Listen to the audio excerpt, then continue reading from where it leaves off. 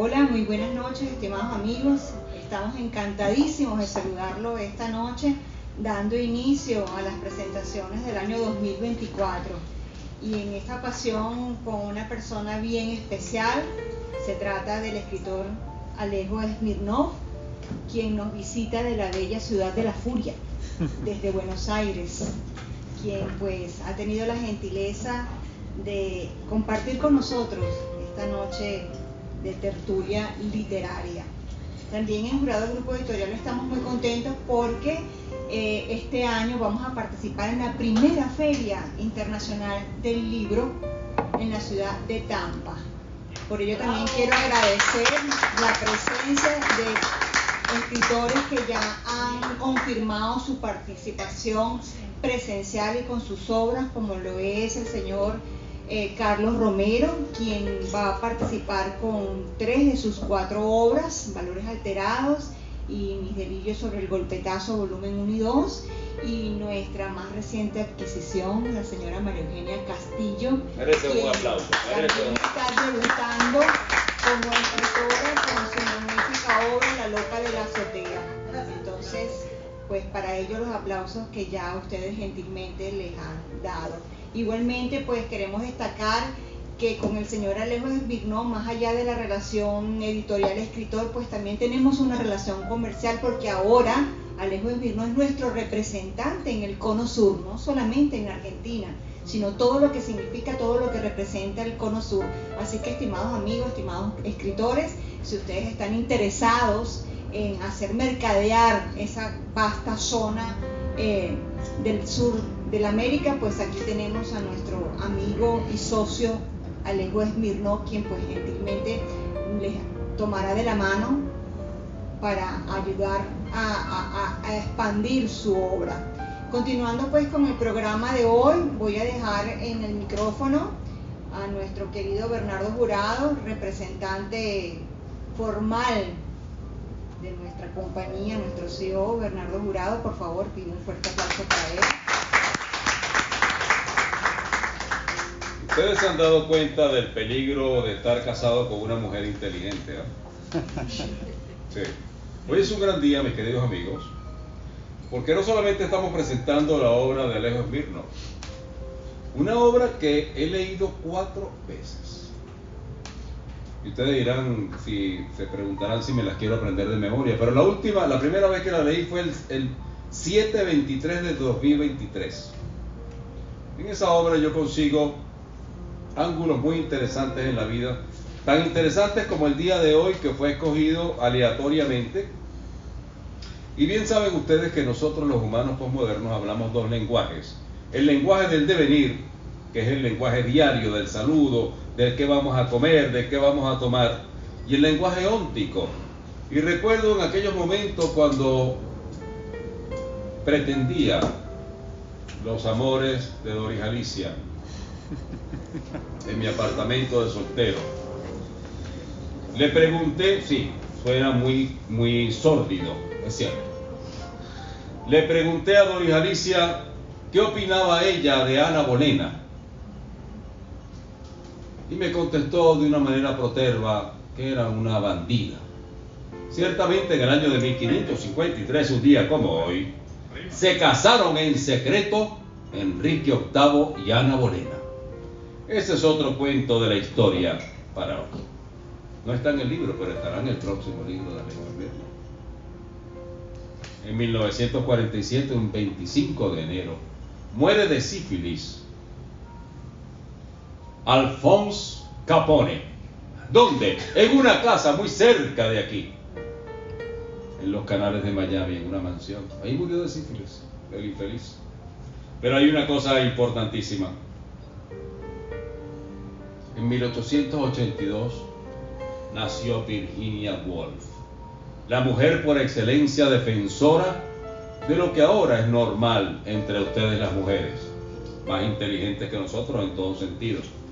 Yo no quiero imaginarme un dolor de parto, porque realmente no lo haría. Pero a lo que vamos, que esta noche es una noche de fiesta literaria, y yo quiero invitar a la doctora Doris Jurado a que le traiga a Alejo Smirnoff una sorpresa muy interesante que va a llevarse a nuestras oficinas en Argentina para que a nuestros colegas escritores en Argentina vean cuánto lo queremos en la ciudad de Miami. Con ustedes, la doctora Doris Jurado le va a traer un póster gigante de la portada de Cuentos de la Historia para hoy, firmado por detrás por alguno de los escritores de Jurado Grupo Editorial. Un aplauso para Alejo. Me encanta. Muchísimas gracias. Éxito, como orgullo de cosas buenas. Gracias. Muchísimas gracias. Estimados amigos, esta es mi obra, la obra original, la primera que leí en el 23. Está toda rayada, está toda mayugada, como a mí me gustan los libros. Nunca confíen de una persona que tiene un televisor más grande que su biblioteca. Muy bien. ¿Por qué? Porque no es confiable. No puede ser una persona culta. El espantapájaro de Toulon. Déjenme decirle esto. Francia estalla junto a su revolución. No manda un rey sino el terror, la guillotina, las discusiones interminables. Por supuesto estamos hablando de los girondinos y los jacobinos. Todos murieron guillotinados por aquel invento encantador del doctor Guillotín, que también murió así. La letra de nuestro escritor Alejo Smirnoff es un cuento con una inteligencia diagonal. Cuando hablo diagonal es porque le comentaba a Alejo hace unos minutos que conseguí el día de hoy, releyendo por cuarta vez su obra, que de paso, esta obra de 77 páginas, si usted lee muy lento, a 250 palabras por minuto, la leerá en 77 minutos, un poquito más de una hora. Yo lo leí en 20 minutos, porque mi profesión es leer. Y allí conseguí, por ejemplo, una cita de la batalla de las Termópilas. Otros le dicen Termópilas. La batalla de las Termópilas fue algo que fue regentado, fue puesto en blanco y negro por Tucídides, al quien estudié en mis años mozos en la universidad y en la escuela naval. Y al que cito con cierta frecuencia, César, ¿estás ahí? No te veo. La falta de práctica los hará incapaces. La incapacidad los hará inseguros y la inseguridad los hará temerosos.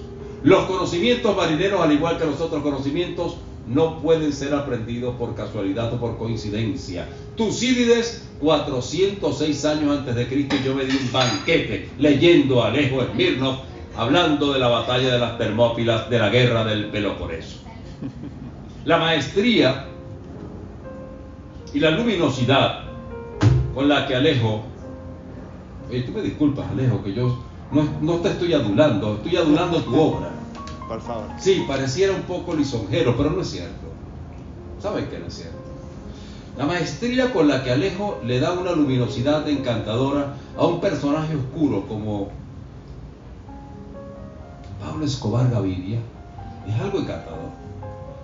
O a un tipo que me hubiese encantado conocer, al Pirata Morgan. A mí me hubiese encantado conocer al Pirata Morgan. Creo que se me parece. Sí, muchas veces yo iba con mi barco a un sitio que se llama Guiria, en el oriente de mi país, y llamaba al dueño de la tasca del Gran Puerto y le decía: prepara tu restaurante que voy a asaltarte por asalto, voy a ir por asalto con mis piratas. Y era muy divertido. Ser pirata debe haber sido divertido, ¿no? ¿Seguro? Sí, en un momento en que no habían mayores cosas que tenían que ver. Pero voy a subrayar algo, miren esto, está en rojo. Si está en rojo tiene que ser importante. Con la sonrisa de su padre tuerto, Filipo, también tenía los arranques de ira y crueldad propios de su madre, que llevó a nuestro rey a los 21 años, un muchacho delgado de pelo castaño y mechones rubios, a buscar lo inédito frente a los persas. Esta es la parte de la batalla de las Termópilas, que en el desfiladero de las Termópilas habían tapado el sol con sus flechas.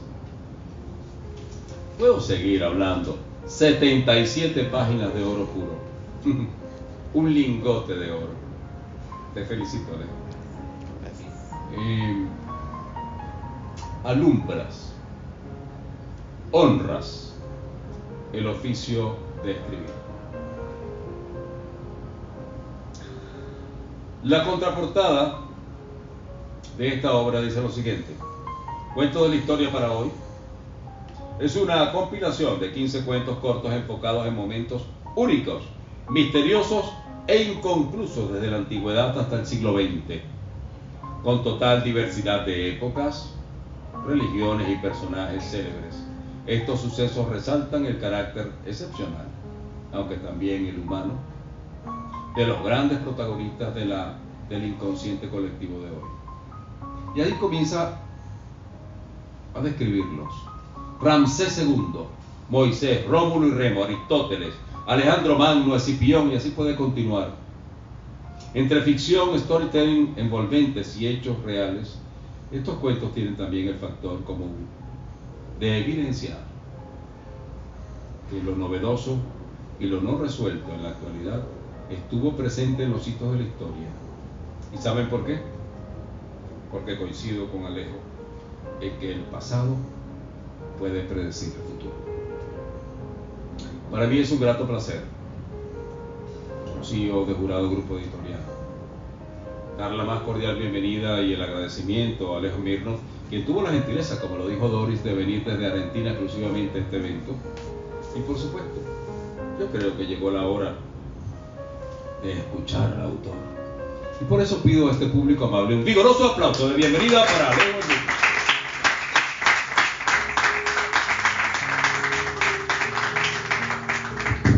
Alejo, los micrófonos son suyos, por favor. ¿Dónde está mi vino? Que vinimos a celebrar.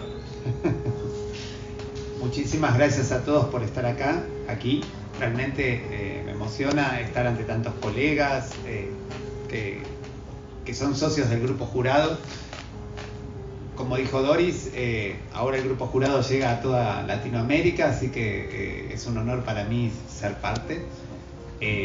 Respecto ya, yendo a mi libro, lo que quiero, además de agradecer increíblemente la mención, la descripción y la emoción de Bernardo, es que lo que más valoro es eso, que justamente él, en algo referido a la historia, porque son cuentos cortos de personajes históricos,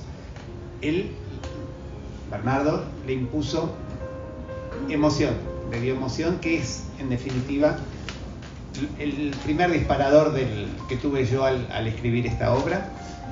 Y es que cuando alguien piensa que la historia es aburrida, o alguien se la describió con fechas, con nombres difíciles, en realidad es porque se la contó mal o no le contó lo que le tenía que contar.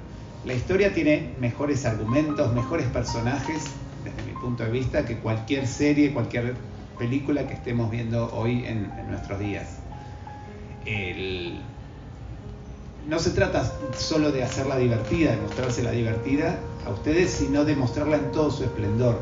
Por eso elegí estos personajes que lograron que el mundo sea un reflejo de ellos mismos y no al revés. A veces nosotros nos sentimos influenciados por lo que nos rodea, ellos no. Ellos lograron que el mundo sea un reflejo de sí mismos.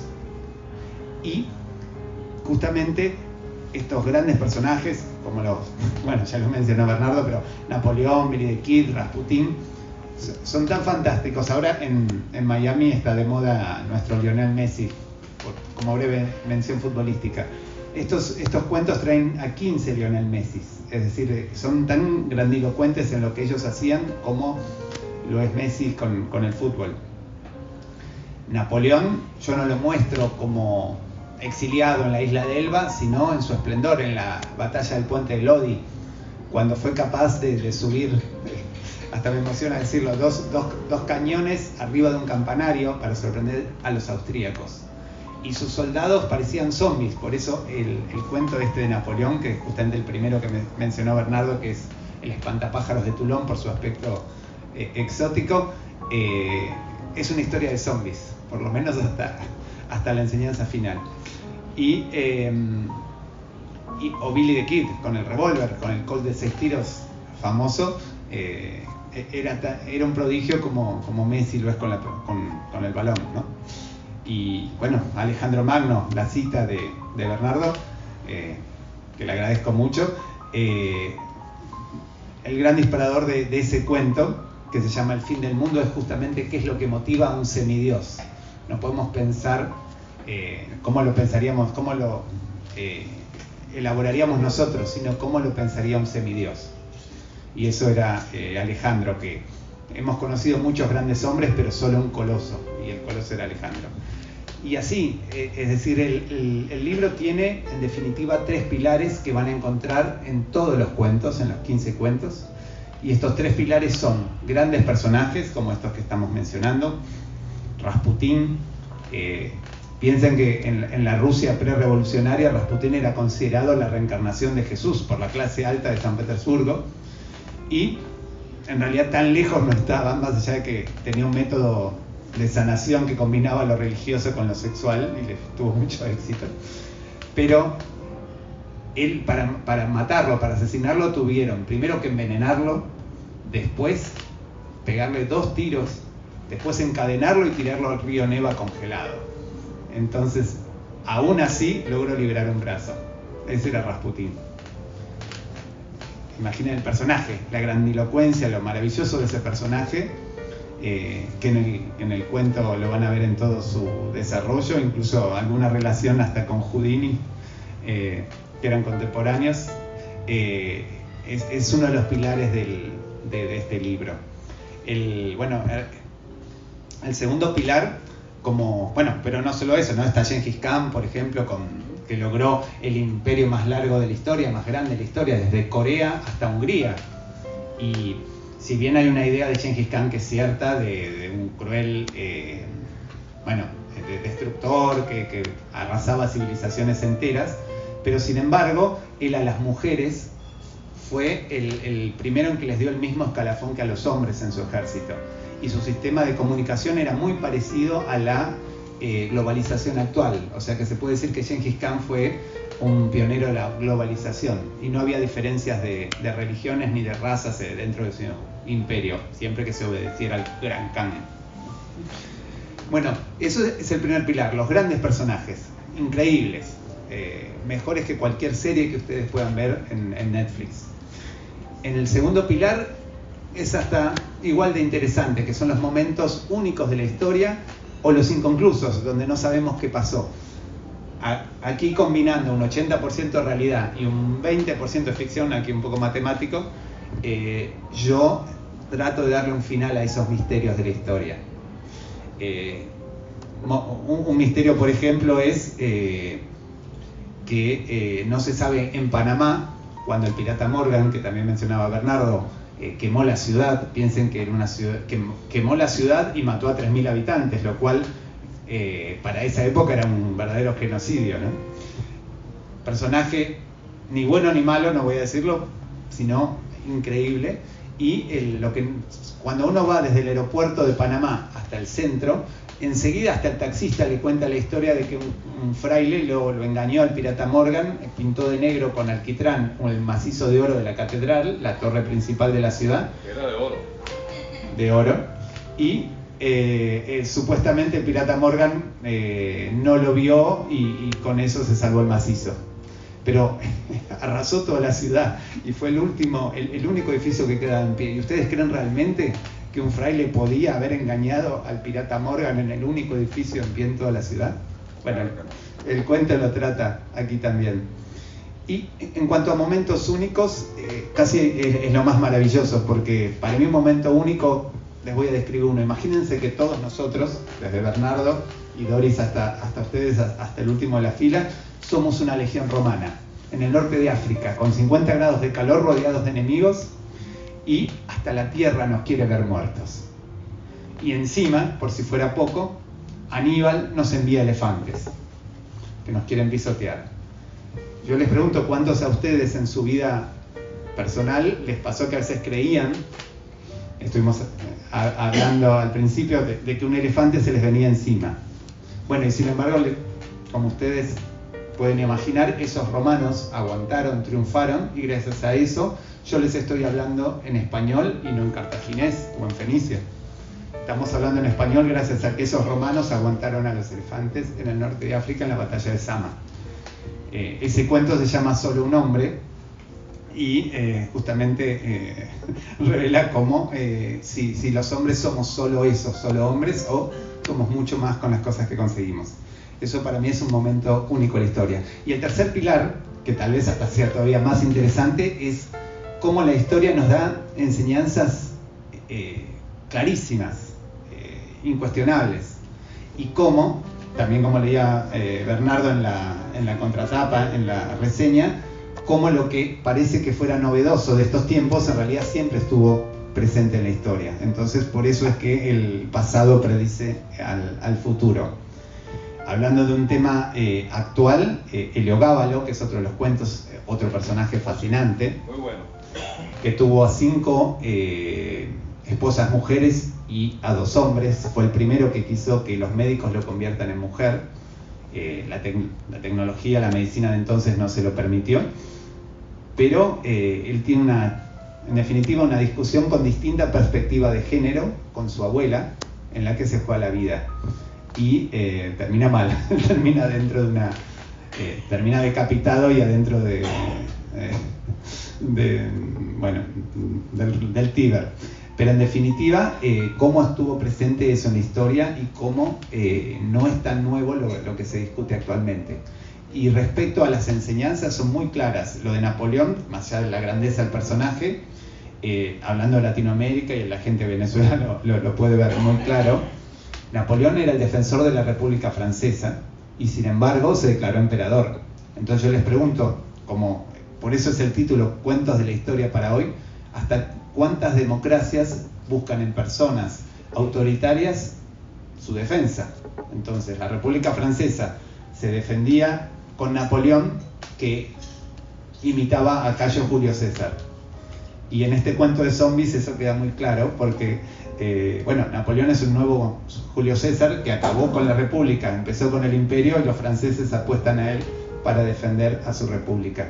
Entonces, ¿cuántos países hoy de Latinoamérica y hasta de Europa apuestan a gente autoritaria para defender a sus repúblicas? Pero después hay cosas más cotidianas, Rómulo y Remo, que otro de los misterios inconclusos es por qué se dice que los amamantó una loba. Acá lo cuento, una teoría posible, pero además a Rómulo y Remo los hicieron competir para ver cuál iba a ser el rey de Roma, y eso terminó con Remo muerto. Entonces también en la vida actual, ¿cuánta gente hace competir a sus hijos? Todavía es algo común, y eso no puede terminar bien. Y la historia, si bien es bastante mitológica la historia de Rómulo y Remo, la historia dice claramente que si se hace competir a los hijos, eso termina mal. Y todo eso también está en el libro. Y en esto de cometer los errores del pasado, ¿por qué podemos cometer los mismos errores del pasado? Yo tengo un cuento que se llama La Batalla de los Cuernos, que si bien tiene alusión a los cuernos que ustedes están pensando, es el mismo error de caer en una trampa perfecta por pecado de soberbia, con 1000 años de diferencia. Lo comete el mismísimo Cayo Julio César, que es mi personaje favorito, tan favorito que no le dediqué un cuento todavía. Lo comete el rey que perdió Jerusalén en la Edad Media, en las Cruzadas, y lo cometen los miembros del cártel de Cali en las fauces de Pablo Escobar Gaviria, ahora en el siglo XX. Ese cuento, La Batalla de los Cuernos, muestra cómo el mismo error puede cometerse con 1000 años de diferencia si no se aprende. El lunes en Radio Mundo Miami, Eduardo Cepene me preguntaba por qué se cometen los errores del pasado, y la explicación es, para mí son solo 3: por ignorancia, por soberbia o por corrupción, cuando uno sabe que el resultado es malo, pero de todas maneras lo hace por un interés de corto plazo. Entonces, esos son los 3 pilares que están en todos los cuentos presentes. Algunos un poco más, otros un poco menos, pero están en todos. Así que espero que eso lo disfruten, y en definitiva es lo que redondea todo el cuento, a todo el libro, que se trata de los cuentos de la historia, porque la historia no hay que contarla con fechas, con nombres difíciles. Igual los nombres difíciles no son un problema, porque los niños saben aprenderse nombres japoneses perfectamente de los animes, o sea que un nombre difícil no sería el problema, ¿no? Pero en definitiva se trata de mostrar a la historia en su esplendor, y contar esto de los momentos únicos, misteriosos, con grandes personajes y con enseñanzas para hoy. Bernardo.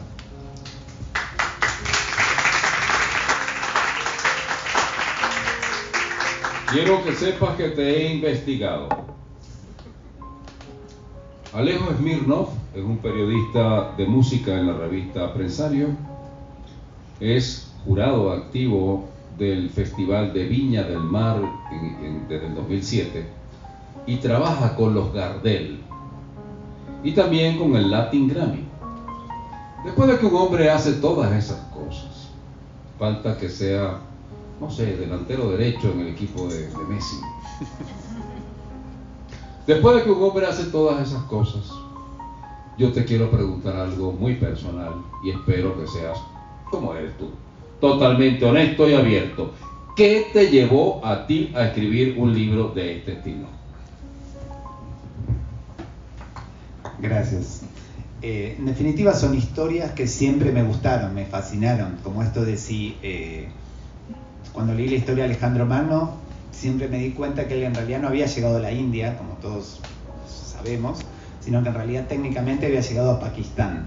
Entonces siempre tuve las ganas de cómo hacer para que Alejandro en realidad llegara hasta el fin del mundo donde él quería llegar, y en este cuento, que se llama justamente El fin del mundo, de alguna manera se logra. La historia de los elefantes que les conté, o el caso de Gengis Khan, siempre me fascinó cómo los mandamientos de los cristianos, los 10 mandamientos, eran muy similares a los principios de los mongoles, de la Yasa, que es justamente el cuento se llama la Yasa. ¿Cómo puede ser que se hayan conectado a través de miles de kilómetros para que sean similares? Y bueno, esas cosas que siempre me fascinaron a lo largo de mi vida, las expresé, y en la pandemia tuve tiempo para terminar los cuentos que había iniciado. Tú sabes que ayer me manda mi alumna Mónica Hernández, ahí te veo, me manda a mi WhatsApp un video de mi querido amigo Orlando Montiel, un hombre preparadísimo, buen tipo, lo conocí cuando trabajaba en la televisión hace años. Y Orlando dice algo que me hizo reflexionar vigorosamente anoche. Se lo di a Doris, estábamos en la cama leyendo. Lo de la cama, es verdad, y estaba sin ropa también. ¿Qué ocurre? Que Orlando Montiel dijo: ¿cuál es el libro que te cambió la vida? Que me cambió la vida. Y él dice: ¿sabes qué? ¿Cuál es el libro que me cambió la vida? El libro que me cambió la vida fue el que yo escribí, porque tuve que leer 500 libros para escribir el mío. Y yo creo que ese es tu caso, Alejo. Te cambió la vida tu libro, ¿no es cierto? Y ahora yo creo que habrán personas que tienen preguntas para Alejo. Allí tengo al príncipe de Margarita, por favor, su pregunta, César. Alejo, gracias. Aparte de el podcast, por supuesto, Smirnov, ¿qué escritores te han inspirado? Gracias, era una de las cosas que quería comentar. Esto de acercar la historia al gusto común, a lo divertido, bueno, me inspiraron directamente Santiago Posteguillo, que tiene varias trilogías de figuras que yo tomo, como Escipión, ahora está haciendo una de Julio César, y bueno, la que fue la antecesora de Heliogábalo, que es Julia Dona, una gran mujer de Roma. Entonces Posteguillo decididamente. Después Valerio Massimo Manfredi, que fue el que escribió el libro de Alexandros sobre Alejandro Magno, y muchas otras. Hay increíbles historias noveladas donde la historia es claramente divertida y apasionante. Y después hay un escritor argentino, no sé si aquí si Fiorella o María lo conocen, desde Uruguay, que se llama Piña, Felipe Piña, que él, si bien después para mí cometió un error, que es juzgar a la historia con los ojos de ahora, de este siglo. Graso error. Sí, él acercó realmente la historia al gusto masivo, hizo incluso un programa de televisión y logró que todo el mundo esté leyendo y hablando de historia hace unos años. Así que esos son los tres. Salud. ¿Sabes qué? Permíteme un comentario. Ciertamente, como dice Alejo, es un error juzgar la historia en el siglo XXI. Porque después de que descubrimos que a un Napoleón Bonaparte, al que yo admiro, por cierto, a veces Dori me dice que soy el Napoleón de la casa, arbitrario, sí, y sí lo soy. Corso, pues, él era corso como yo, mi segundo apellido es Capecchi, eso me honra mucho. Córcega es una isla de bandidos, ¿no? Espero ser uno de ellos. El pequeño Corso no hablaba bien el francés cuando entró a la academia militar, pero después fue el emperador de Francia, y los franceses un poco pusilánimes lo dejaron ser. Pero a lo que voy. Después de que descubrimos que un Napoleón Bonaparte se descubre en un mechón del pelo que tenía 35% más arsénico del que cualquier humano puede aguantar, sería injusto, sería protervo, sería malo criticar esa historia del momento desde el siglo XXI. Así que coincido contigo, Alejo, querido. Este es un libro, ¿sabes qué, Alejo? Que esto es una flecha que ha sido lanzada al espacio. No sabemos en la mente de qué planeta va a caer, pero esto es un libro que les sugiero que le presten atención, y sobre todo les sugiero que le presten atención al autor, porque no va a ser el único libro, espero, que escriba, porque el talento no puede quedarse hasta aquí. ¿Ok? Siguiente pregunta, ¿hay alguna? Ajá, por favor, señora. Sí, buenas noches. ¿Cuál Buenas fue el noches. proceso para identificar tus personajes? O sea, ¿por qué esos personajes y quizás por qué no Gandhi o algún otro? Bueno, en el segundo libro, puedo anticiparlo, también continuando lo que decía Bernardo, un gran protagonista es el Dalai Lama, que ahora empezó a ser un poco polémico con las cosas que hace en imagen, y yo busco una explicación de por qué lo hace. Es lo que decía al principio, de mostrar a la historia en su esplendor. ¿En qué personajes la historia se mostraba en su esplendor? Gente que, como decía al principio, que fue capaz de que el mundo fuera un reflejo de ellos mismos y no al revés.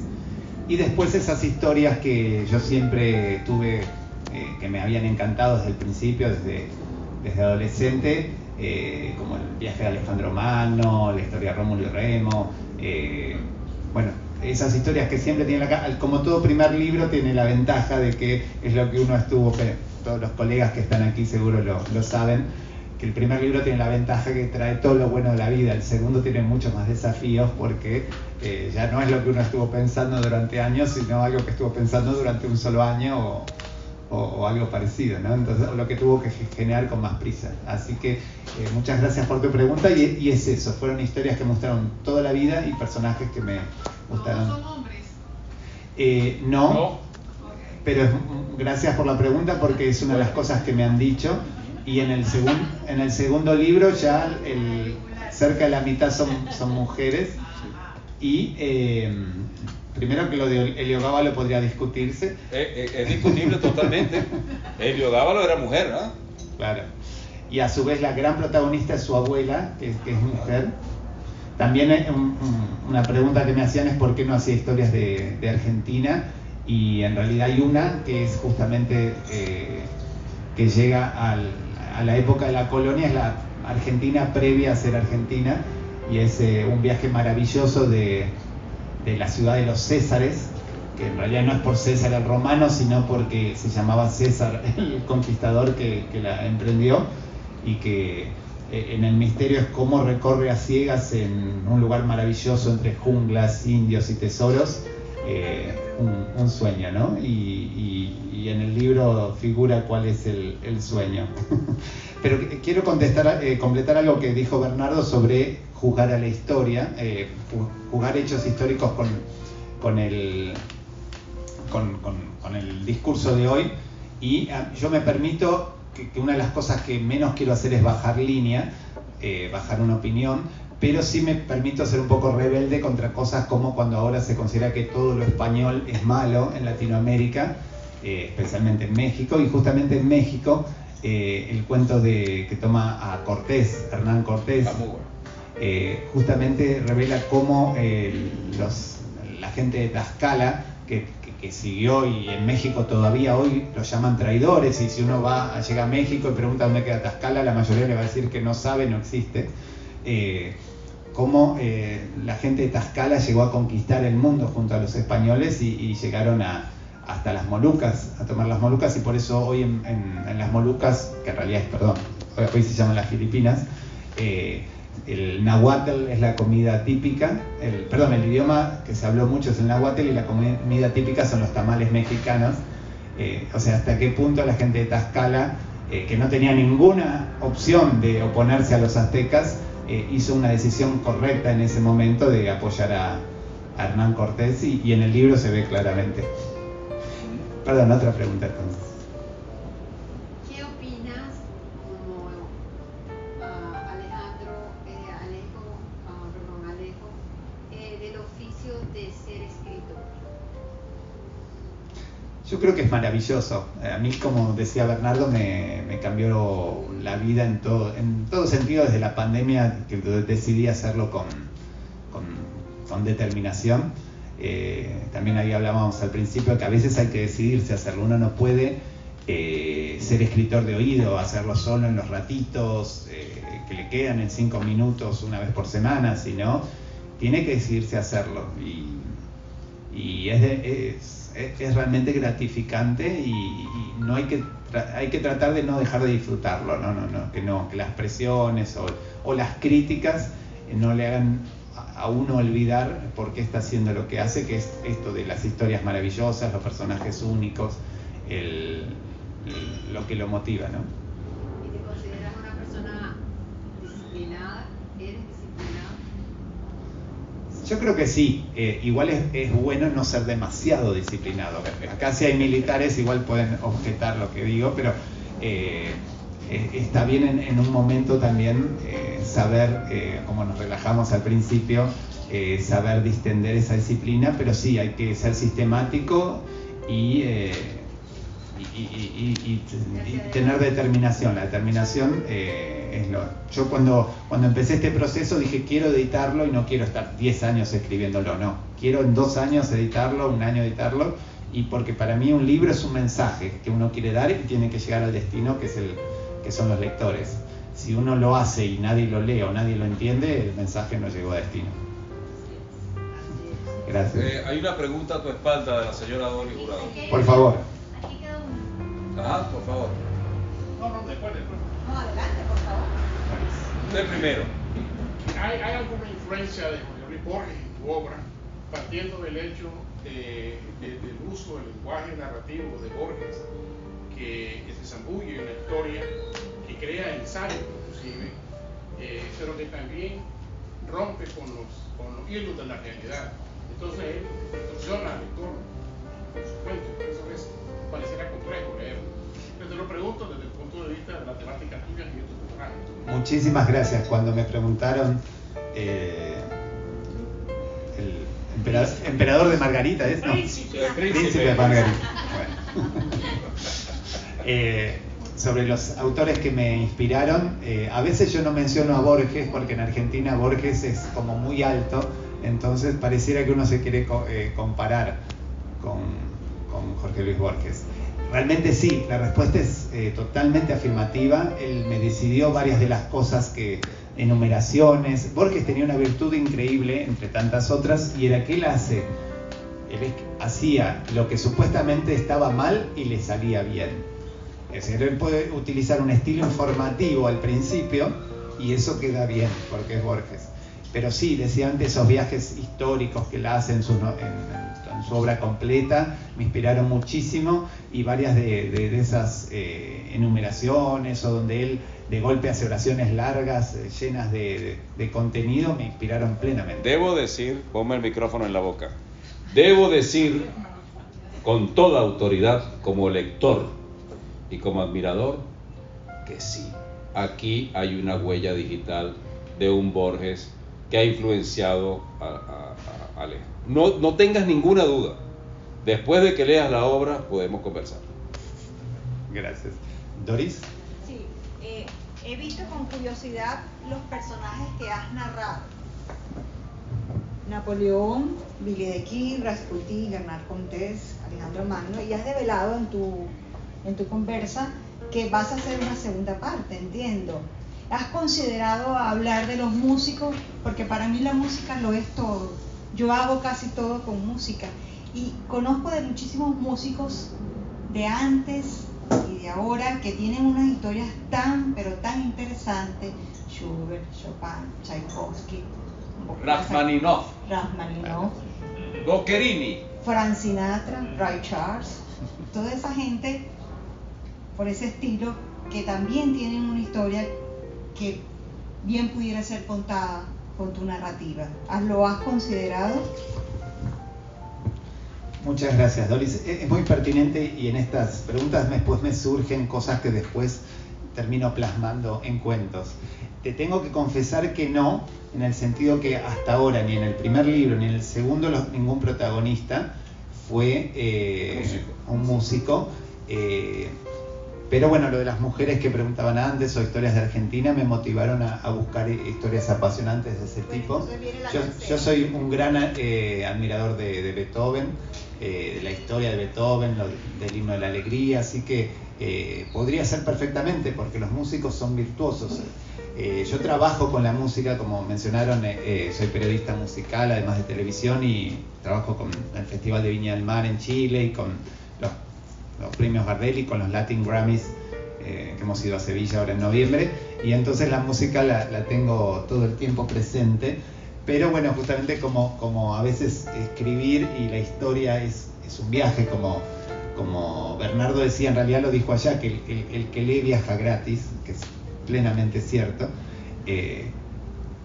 y en estos cuentos que yo busco experiencias inmersivas, para decir palabras modernas, uno realmente está ubicado en la Roma del 700 a.C., en la época napoleónica del siglo XIX, todo es inmersivo, y entonces, bueno, fluye, ¿no? El príncipe tiene... Dime. Y en habida cuenta de que tienes allí uno de los personajes musicales que instauró el rock latinoamericano, como lo fue Gustavo Cerati, un personaje bien controversial por dentro y por fuera. Y bueno, pues te dejo ese guiño ahí de que puedas tal vez inspirarte para una tercera obra de historias de ayer para contar hoy. Sí, totalmente, por la ciudad de la furia, como decían. De todas formas, es algo personal mío, es que la historia del siglo XX, yo lo siento como más, voy a decir algo que es inexacto, pero el siglo XX me parece más feo que todos los siglos anteriores. Entonces, si bien en el segundo libro escribo sobre el Barón Rojo, que me parece un personaje fascinante, y el Dalai Lama, como mencionaba, de por qué hace lo que hace eso va a tener que esperar el segundo libro igual, por qué hace lo que hace cuando le enfoca la cámara o en los eventos. Pero en general a mí me da paz la historia antigua de los siglos anteriores, por eso es más común que en estos primeros cuentos no haya mucho del siglo XX. El príncipe de Margarita tiene una pregunta, por favor. Y también otra allí, ¿eh? Aquí también hay otra pregunta. No es una pregunta, es una anécdota importante. Ajá. Porque tú dijiste Y ahora... ponga usted el micrófono, por favor. Tú acabas de decir que Alejandro escribió un libro que se tira al universo. Sí, claro. ¿Y qué más dijiste? Es una flecha que va al universo y no sabemos en el planeta de qué mente va a caer. Perfecto. Yo tengo una anécdota. No tiene nada que ver con el obelisco. Ahora yo me encuentro... Por favor, bienvenido, siéntense, por favor. Bienvenidos. Ahora me encuentro en Marbella. En Marbella. Con la princesa de Margarita. Y vamos a cenar con unos amigos que yo tenía fácilmente 30 años que no veía. Él, hijo de uno de los mejores amigos de mi padre.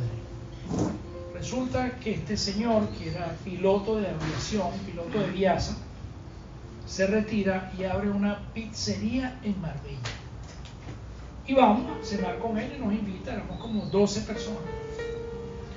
Y después de saludarnos y abrazarnos y ponernos al día, me dice: oye César, acabo de leer un libro de una historia muy interesante.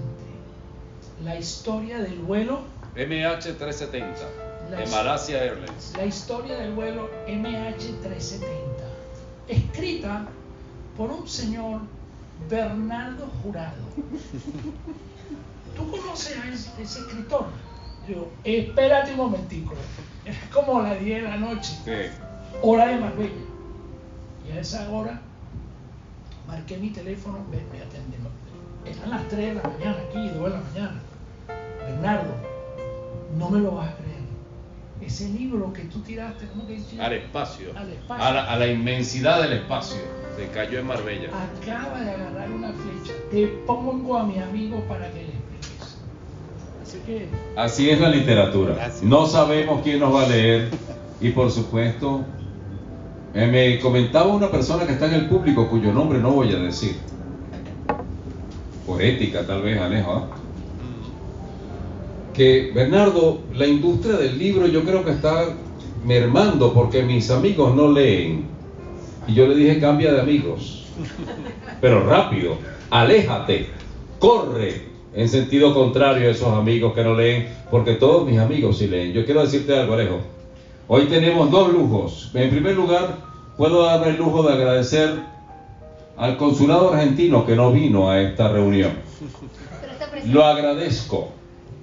Le mandamos 2 cartas, un email, llamé 4 veces a la señora Juliana Hecker y no, ni me contestaron. Gracias a Dios que no vinieron, puedo darme el lujo de agradecerlo. Porque ellos se pierden la profundidad de tu obra. Son ellos los que se pierden. Tus empleados, por cierto, son empleados de ustedes. Pero también hay un segundo lujo que me estoy dando a todo dar. O nos estamos dando mi amigo Alejo y yo. Esto está siendo grabado por uno de los más famosos cineastas del sur de la Florida, que es mi amigo. ¿Por qué te ríes? ¿Ah? Steve Bocaranda. O sea, esto es un lujo, de verdad. Imagínense, esto se está grabando con un cineasta. Esto es algo lujosísimo. ¿Hay alguna pregunta para nuestro amigo Alejo? Antes de pasar, por favor. Carlos Romero, escritor. Buenas noches. Buenas noches. Fíjate, haciendo un análisis de todo lo que está pasando, te informo que antes de ser escritor, yo soy analista del sistema y trato de resolver los problemas desde el fondo, desde la raíz del problema. Y lógicamente al verte, que eres una persona que viene del mundo musical más que todo, termina en lo que es ahora una nueva etapa de tu vida. De hecho, así firmé la dedicatoria en el afiche de tu nuevo libro. Haciendo un resumen rápido, yo comencé a escribir por una tragedia que pasó en Venezuela en 1999 y conté mi preocupación por lo que estaba sucediendo en el país. Y todo el mundo me dijo que estaba loco. Pero cuando salí me dijeron, uno de los amigos me dijo, oye, yo también considero que estás loco, pero ¿por qué no lo escribes? Y ahí me sembró la semillita. Y al día siguiente, después del 18 de diciembre de 1999, salió la primera página de mi libro. La pregunta, son 2 preguntas. La pregunta importante de esto es, ¿cuál fue el toque que te dieron para comenzar a escribir? Y segundo, siempre vamos a estar viendo a un escritor que cuenta historias, o piensas dramatizar, simplificar o aumentar tu imaginación más adelante. Muchísimas gracias. El toque fue eso de las historias fascinantes. No lo mencioné hasta ahora, pero el cuento de Ramsés, que se llama Una luz cegadora, era que justamente la única crónica que había para la batalla de Kadesh en el año 1200 a.C. era que hubo una luz cegadora y mató a todos los enemigos hititas del faraón. Entonces me fascinó eso siempre y ahí ese fue el primer cuento que empecé a escribir y cómo podría haber pasado, qué pasaba, y es eso fue el toque que me iluminó la luz cegadora. Y eso está en el libro también. Y en segundo lugar, claramente en el segundo libro, en lugar de hacer lo mismo, estoy buscando una evolución. La mitad de los cuentos es con los 3 pilares como este primer libro, con personajes como el Barón Rojo, pero la otra mitad es muy interesante, pero también más peligrosa, que es traer la historia. Este tercer pilar de las enseñanzas de la historia es traer la historia directamente al presente o a un futuro un poco cercano, como sería la serie de Black Mirror, no sé si la conocen, que es bastante distópica, donde, bueno, la guerra del agua, donde empieza ya a fallar los recursos, pero en definitiva como la historia nos trae enseñanzas, como Maquiavelo puede predecir el futuro, es decir, ahí sí estoy creando mucho más, pero desde luego es más peligroso, porque a uno le exige un desarrollo superior y una claridad superior que historias tan fascinantes como estas, donde Alejandro Magno hay que agregarle poco, o a Napoleón. En cambio, cuando uno hace su propia historia, aunque sea referida a un gran personaje, por ejemplo, hablando de Argentina, imagino el regreso de Juan Manuel de Rosas con El Segundo Restaurador, o cómo la inteligencia artificial usa a Maquiavelo para predecir el futuro. Entonces, un triunvirato como el de César, Pompeyo y Craso, pero esto por favor sin una distinción política. Lo imaginé con la italiana Meloni como César y con Donald Trump como Craso y Vladimir Putin como Pompeyo. Una bomba atómica. Sí, eso viene en el segundo cuento, y cómo evolucionaría ese triunvirato como poder fáctico mundial. ¿Alguna otra pregunta, por favor? Permítame, por favor. Estimados amigos, es un grato placer decirles y usar un pensamiento de mi admirado Jorge Luis Borges, ya que lo citaron, ¿eh? Jorge Luis Borges es un hombre de muy buen humor, un humor excepcionalmente inteligente. Un día le pregunta a una vieja fea que lo paró en la calle: ¿es usted Jorge Luis Borges? Y el hombre le contestó: momentáneamente. Vamos a ver quién eres tú, ¿no? Porque tenía problemas de vista, como todo el mundo sabe. Claro. La lectura es una forma de ser feliz. Y no se puede obligar a las personas a ser felices. Jorge Luis Borges. Nuestro escritor, nuestra estrella de hoy, Alejo Smirnoff, va a estar sentado en esta mesa esperando por ustedes para firmarles sus obras, dedicárselas personalmente y, por supuesto, tomarse la fotografía correspondiente. Tomemos un vino, que esta noche estamos de fiesta. ¡Salud!